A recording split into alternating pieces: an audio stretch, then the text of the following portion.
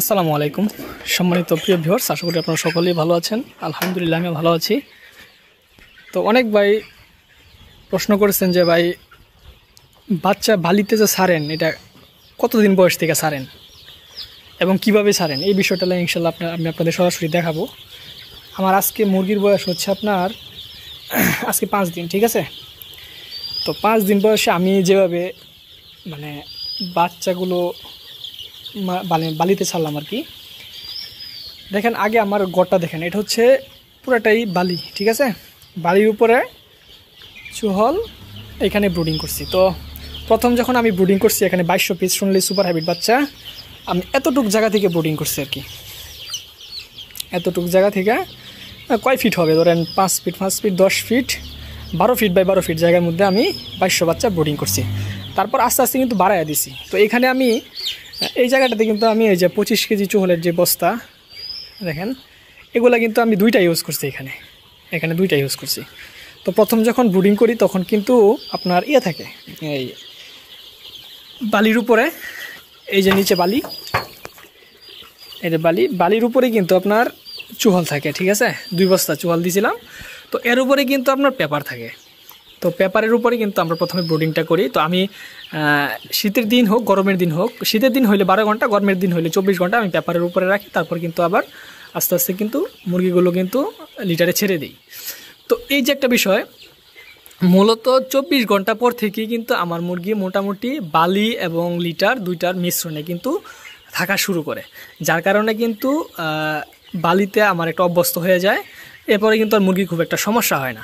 তো এই যে আমি মানে আপনি বালিটা যখন আমি দিলাম, বালির উপরে যখন চুহলটা দিলাম এবং আমি যখন পেপারটা তুলে দিলাম, তখন কিন্তু আপনার সব জায়গায় কিন্তু লিটার একরকম থাকে না। কিছু জায়গায় দেখবেন লিটার একটু মোটা থাকে, কিছু জায়গায় আবার একটু বালি থাকে। তো এই যে বালি এবং আপনার হচ্ছে বালি প্লাস হচ্ছে আপনার চুহল, এইটাতে কিন্তু মোটামুটি মুরগি মানে 24 ঘন্টা পর থেকেই আস্তে আস্তে অভ্যস্ত হইতে থাকে।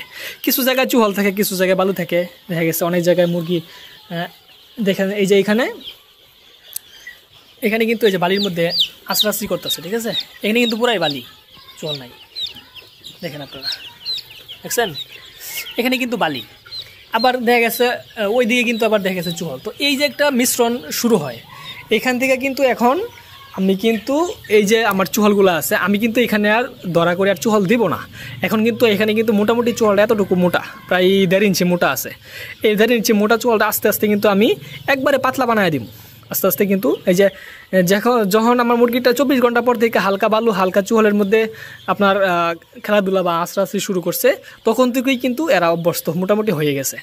এখন কিন্তু আমি আস্তে আস্তে এখান থেকে আরও পাতলা করে দেবো, মোটামুটি আরেকটু ছড়াই দেবো। এখান থেকে আরেকটু চুহল আমি মানে উঠায়া ওই দিকে কিছু নিয়ে দিব। এবং পাশাপাশি আমার এই 1700 স্কোয়ার ফিট শেডের মধ্যে আমার মোটামুটি 5 বস্তা চুহল আমি পুরাটা দিয়ে দিব। পুরাটা দিয়ে দিলে হবে কি, মোটামুটি বালুর পরিমাণ বেশি থাকবে, চুহলের পরিমাণ কম থাকবে। তখন কিন্তু মোটামুটি বাচ্চা দেখবেন আপনার হঠাৎ করে আপনার অনেকে বলে যে ভাই আমরা কতদিন বয়স থেকে বালুর মধ্যে ছাড়বো। হঠাৎ করে যদি আপনি মুরগি বালুর মধ্যে ছেড়ে দেন, আপনার মুরগি অসুস্থ হয়ে যাবে, হয় আমাশা হয়ে যাবে অথবা ঠান্ডা লেগে যাবে, না একটা বড় ধরনের একটা সমস্যা হবে। কিন্তু যখন এদেরকে ব্রুডিংয়ের পর দিন থেকেই যখন আপনি বালু এবং লিটারের মধ্যে ওরা অভ্যস্ত হয়ে যাবে আস্তে আস্তে আস্তে আস্তে আস্তে আস্তে, তখন কিন্তু আস্তে আস্তে আর কোনো সমস্যা হবে না। তখন কিন্তু এখন যদি আমি এই বাচ্চাগুলো যদি এখন আমি শুধু বালিতে ছেড়ে দিই, এতটুকু আমি যদি বালিতে ছেড়ে দিই, লিটার নাও দিই, তারপরও আমার বাচ্চার মধ্যে সমস্যা হবে না, কারণ তারা অভ্যস্ত হয়ে গেছে এখানে। কিন্তু হঠাৎ করে যখন আপনি বালুর মধ্যে ছেড়ে দিবেন তখন কিন্তু আপনার মুরগি অসুস্থ হয়ে যাবে। তো আশা করি আপনারা বিষয়টা বুঝতে পারছেন কতদিন পর থেকে আমি ছাড়ি। মোটামুটি আমি 24 ঘন্টা পর থেকে বালু এবং চুহলের মধ্যে ছেড়ে দিই। এরপরে কিন্তু আলহামদুলিল্লাহ মুরগি সুস্থ হয়ে যায়।